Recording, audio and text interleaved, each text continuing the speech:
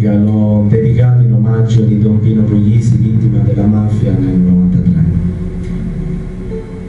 Angelo, che hai raccolto la fiamma di piccoli cuori, a cui hai acceso la speranza, hai percorso campi di grano per mietere la bontà su chi voleva distruggere il raccolto delle giuste virtù.